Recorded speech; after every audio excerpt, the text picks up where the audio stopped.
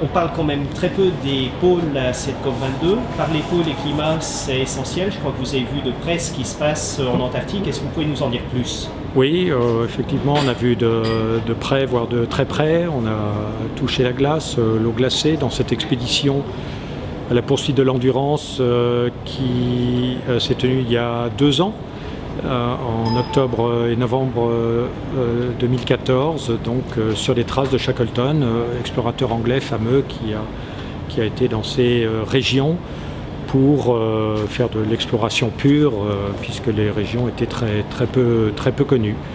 Voilà, donc l'occasion de constituer une équipe d'une 12aine de personnes, notamment une jeune scientifique doctorante du laboratoire L'Océan CNRS qui est venue avec nous. Nous avons déployé 11 bouées de surface et des bouées de profondeur Argo pour faire des mesures de paramètres de l'océan, température, pression, etc. Données qui sont à ce jour encore utilisées via le réseau Argo. Également des prélèvements de neige pour mesurer les micronutriments qui sont qui retombent dans l'océan à ces endroits-là.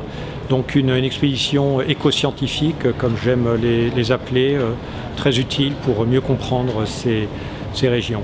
Fait suite à d'autres expéditions organisées au pôle Nord, dans les Himalayas, donc dans tous ces milieux arctiques polaires qui sont très importants. Comme tout le monde le sait aujourd'hui, ces régions subissent les effets du changement climatique à une vitesse et une amplitude 2 fois supérieure à ce qui se passe dans la plupart des autres régions du monde. Donc très important de comprendre en priorité ce qui se passe dans ces régions.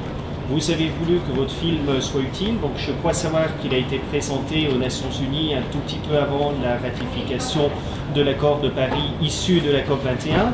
À Marrakech, une nouvelle fois, ce 11 novembre, le film est présenté. Pourquoi c'est important pour vous d'être là aujourd'hui? Alors, cette présence aujourd'hui et du film en particulier dans la continuité de notre action, de l'action de Green Cross en général, Green Cross France en particulier. Le film lui-même a eu un succès qui a dépassé nos espérances, puisqu'il est sorti il y a à peine 2 ans. Il a été demandé, redemandé en festival et aussi dans des projections comme aux Nations Unies en septembre 2015. Également à la COP21 l'année dernière, présenté 2 fois, la COP22 Marrakech. Donc vraiment dans la continuité de cet effort, et je crois que c'est une très belle aventure qui permet au grand public de s'intéresser à ces régions. Merci Luc. Merci.